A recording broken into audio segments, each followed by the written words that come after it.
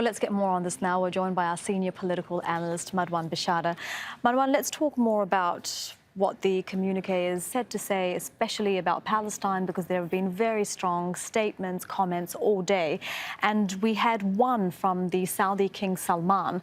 What do you make of, what he's saying about the importance of the creation of a Palestinian state and rights for Palestinians, given what we know about the Crown Prince, Mohammed bin Salman's very cozy relationship with not just US President Donald Trump, but his, senior advisor, his son-in-law, Jared Kushner, and their plan for Palestine?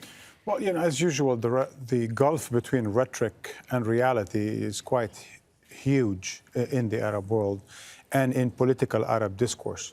And this summit is no different.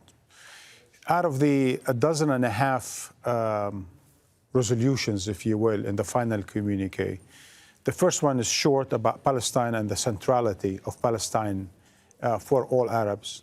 And the second is a long one about Israel and its dealings with Palestine, its dealings with the United States and Palestine, and of course the question of the Golan and Jerusalem. And I think here is where there is a bit of a controversy, if you will, that on the one hand, Arab leaders would reaffirm resolutions that they have stated throughout the years about Jerusalem as capital of a sovereign Palestinian state and so on and so forth. But at the same time, they are divided over how to deal with the Israeli occupation, how to deal with American upcoming initiative after the Israeli elections to deal with this question. So they remain divided, they remain ineffective, they remain more or less paralyzed to do anything for Palestine and the Palestinians, certainly paralyzed to do anything about Israel's continued occupation and annexation of Arab territories. But for the day, they certainly come up with a statement that sounds, to their public opinion, to be strong.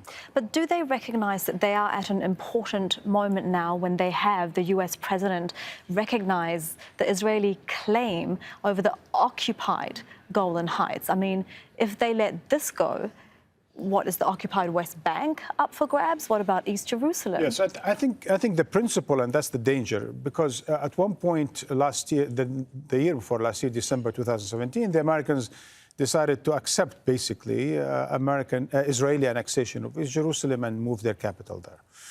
This time around, when America, or President Trump, bestowed American legitimacy over Israel annexation of the Golan Heights, the rationale by Secretary Pompeo was that Israel is an exception to international law, while the acquisition of territory by force is not acceptable to the United States, but Israel can do that, which basically opened the gate, as President Abbas emphasized today, that now Israel can annex beyond Jerusalem, beyond the Golan Heights, a lot of territories within the rest of the Palestine, notably the West Bank.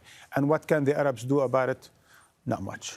And if they can't do anything about this issue, which has been going on for 70 years now, what hope of the other big issues that they were also very high up on the agenda, like the wars in Syria, in Yemen, in Libya? There's almost 10 resolutions out of the 18 that go state by state. We hope that Somalia gets on its feet and stabilize its country. We hope that Sudan, we are in solidarity with it to pave the way to get, moving and so on and so forth. We're in solidarity with the people of Syria in order to stop the violence and find a political resolution. And we are with the people of Yemen and so on.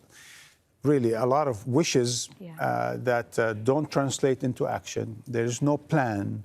There is no even, the feeling that they are serious about the things they are saying or repeating from previous summits, which actually begs the question, what the heck for? Why do they meet if they're going to repeat the same things and not even follow through? What's the point of Arab summits? So why do they meet then? Well, I think they meet because they have done so for so many years, and why not do it again?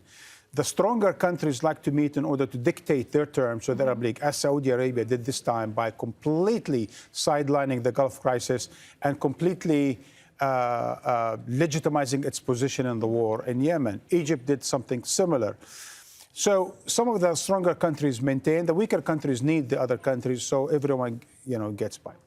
But for a people that speak the same language, read the same books, sing the same lyrics, recite the same poetry, live in the same geography, have the same history, bitter and sweet, worship the same God, they certainly deserve a league of sort. Yeah. Not this league, not this leadership, but certainly they deserve a league of sort. Unfortunately, the Arab League has been failing because of Arab leaders. Marwan, thank you as always for your analysis. Marwan Bishara, thank you.